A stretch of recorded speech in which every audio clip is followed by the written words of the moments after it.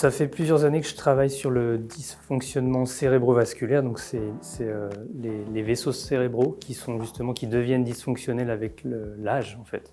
C'est quelque chose qu'on arrive à détecter maintenant avec les nouvelles imageries, les nouvelles techniques d'imagerie IRM.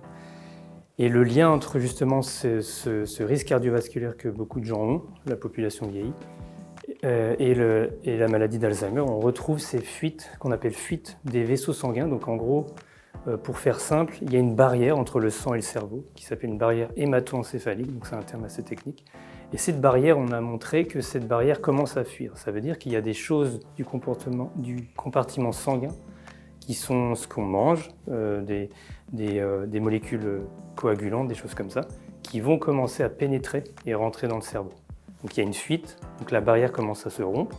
Il y a certaines zones du cerveau qui vont avoir ces molécules qui sont toxiques et qui sont sanguines, elles ne sont pas censées être dans le cerveau.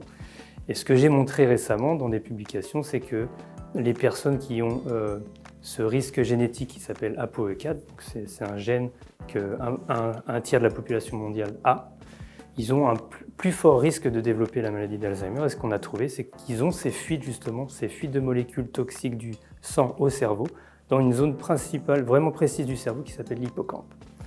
Et ces zones, on a montré que le fibrinogène, donc il y a des molécules qui sont très importantes dans le sang pour gérer la coagulation sanguine, et ces molécules sont toxiques et neurotoxiques, et donc les neurones de l'hippocampe vont commencer à mourir, et le déclin cognitif va commencer, les pertes de mémoire vont arriver.